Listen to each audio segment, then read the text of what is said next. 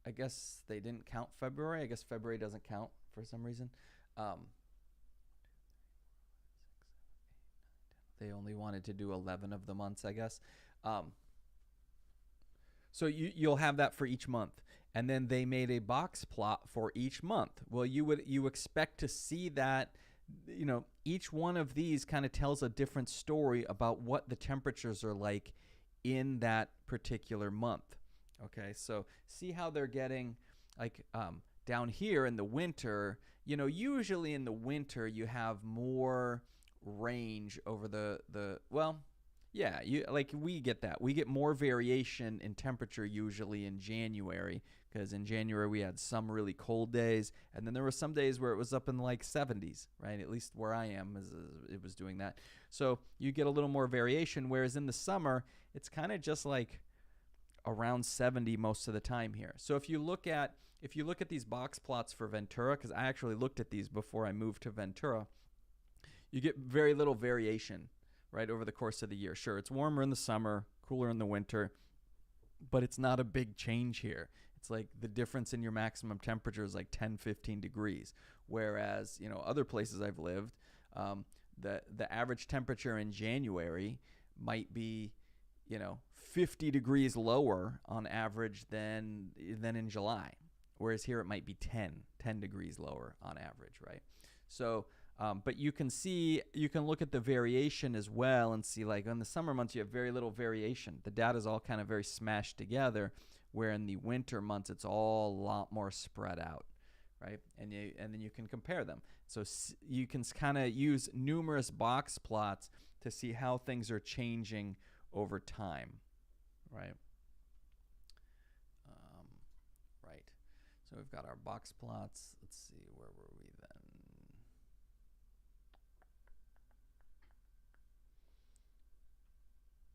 Let's see. I got kind of thrown off when the internet went down. Let me see what else we got. I think I kind of lost my place at that point.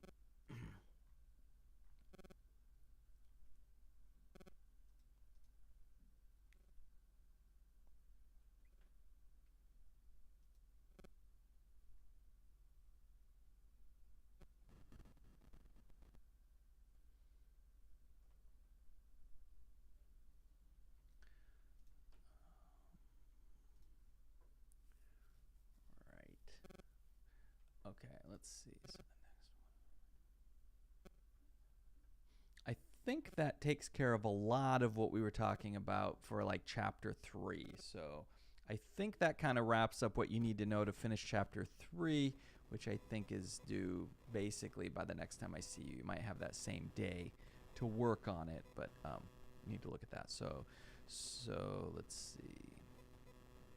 We can start talking about scatter diagrams and correlation a little bit. So let's take a look at that.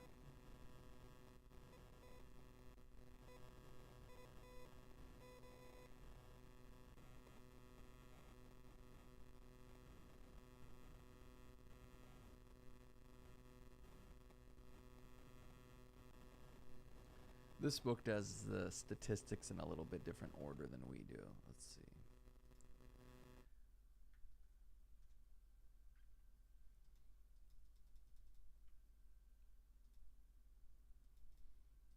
Oops, wait, what?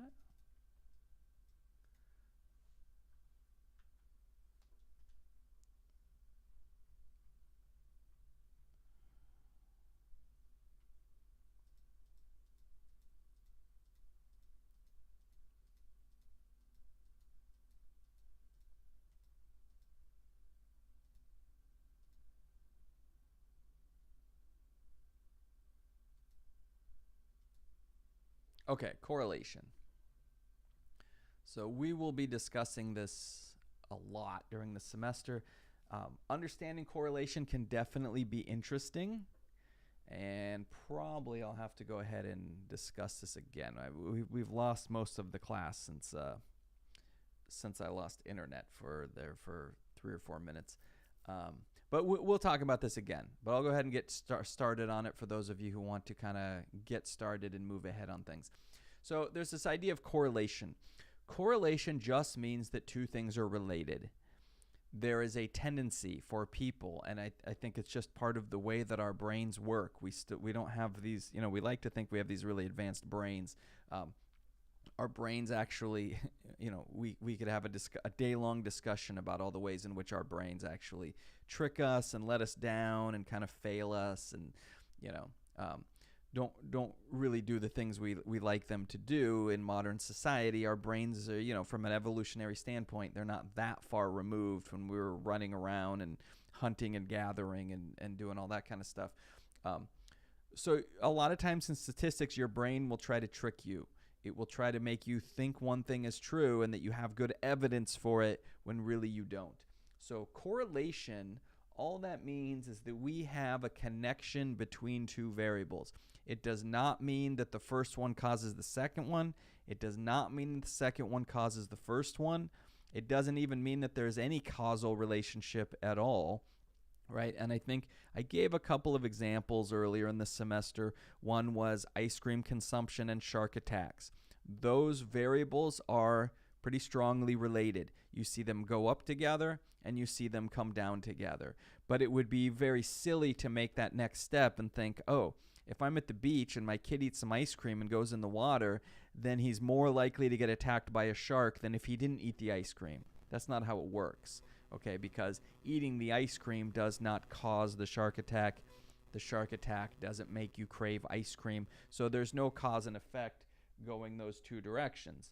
What you do see, in this case, what we call sometimes a confounding variable or a hidden variable, right, is that there's some other variable that causes those things to occur, and that tends to be heat.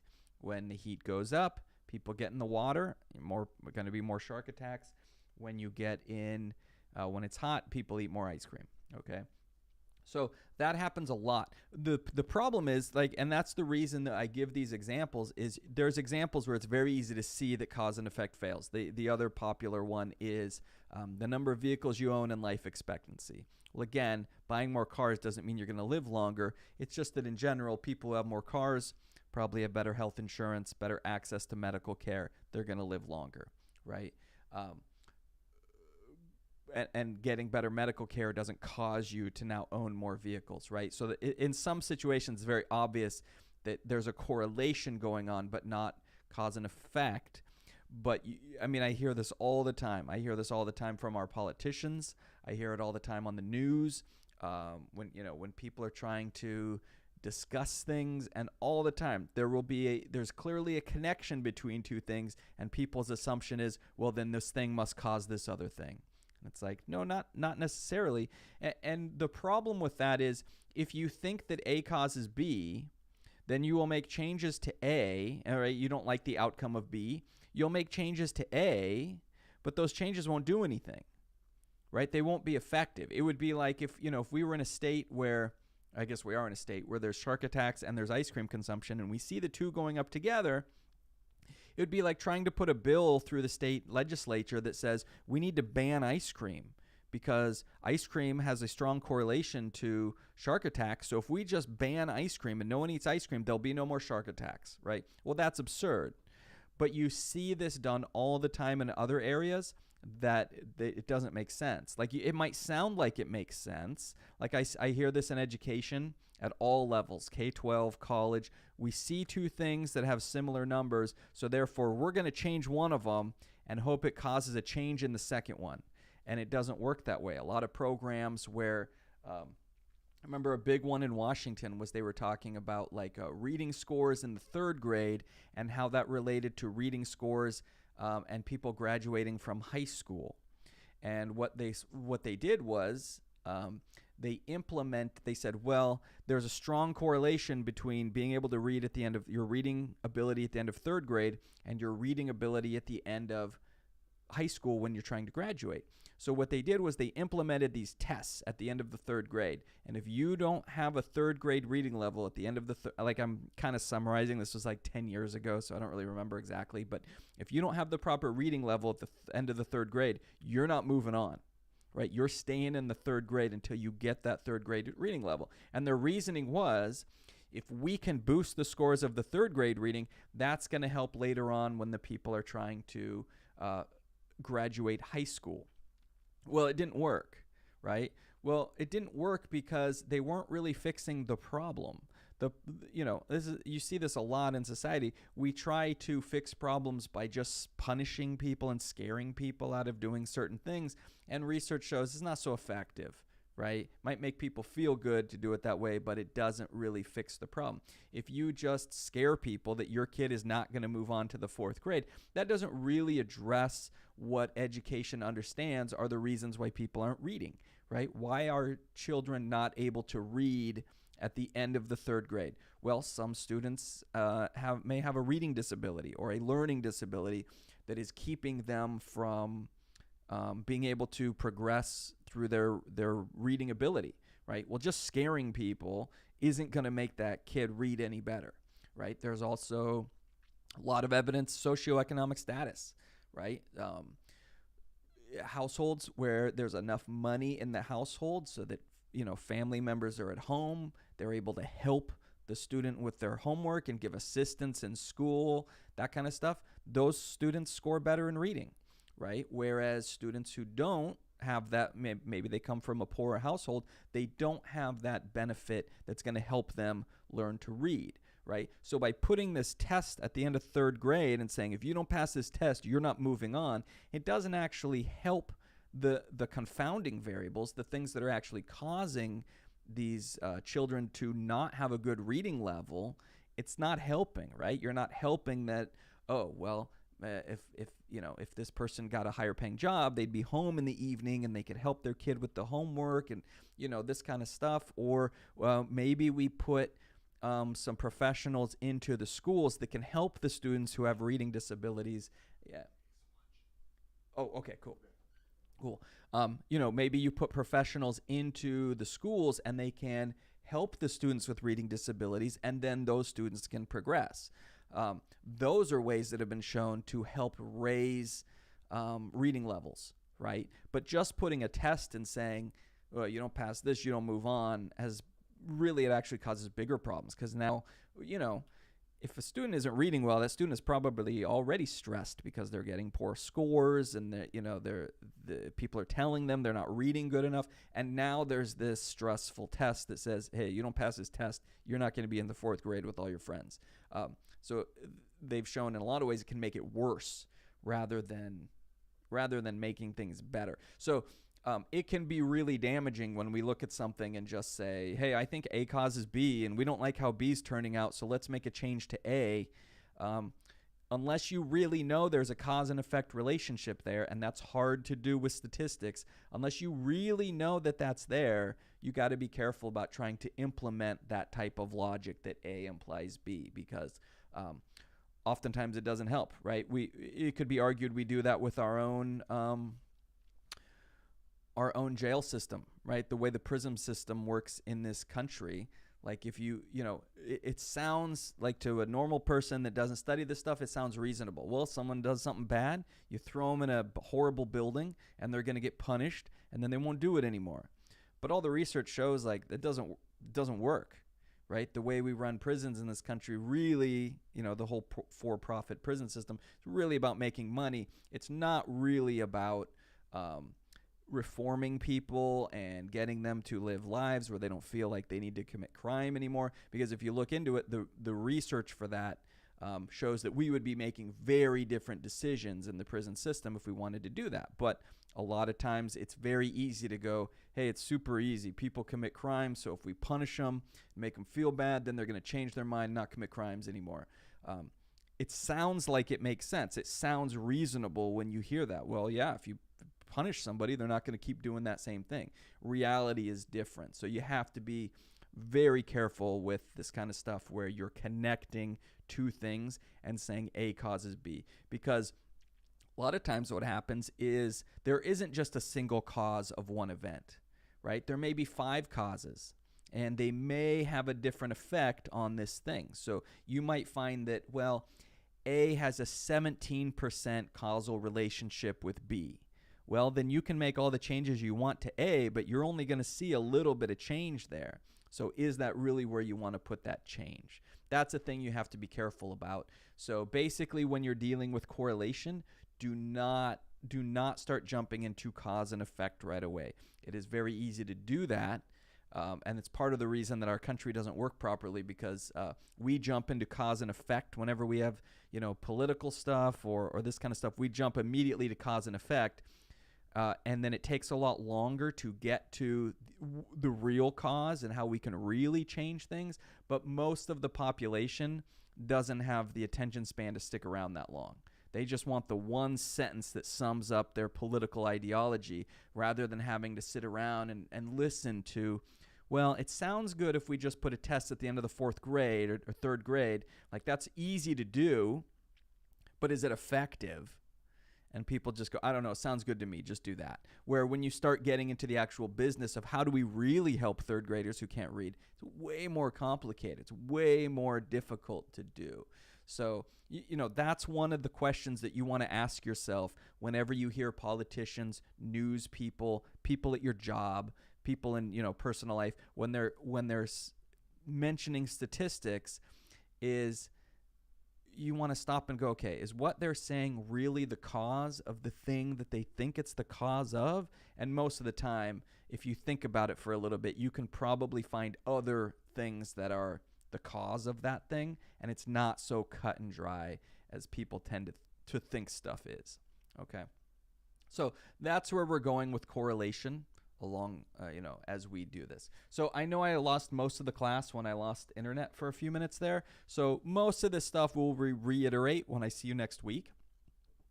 I will post this. Thanks for the people who came back and showed up again. I know the other people didn't know what to do because they, all of a sudden class was over. So, or they thought class was over. So we will continue this discussion next time on Monday. We'll go over this stuff again, and then we'll continue with this. So please make sure you're getting your homework set up, and please make sure that you are submitting your questions. Whoops, where is it? Right here at the end of the Chapter 2 stuff. Make sure you get those survey questions submitted. Make sure that you are leaving a comment, not just someone in your group, but you. You will not get points if you do not specifically leave a comment in there. Okay? So thanks, everybody. As always, I will leave Zoom open for as long as people are asking me questions, and we can talk about stuff. Otherwise, enjoy your weekend. Okay, thanks, everybody.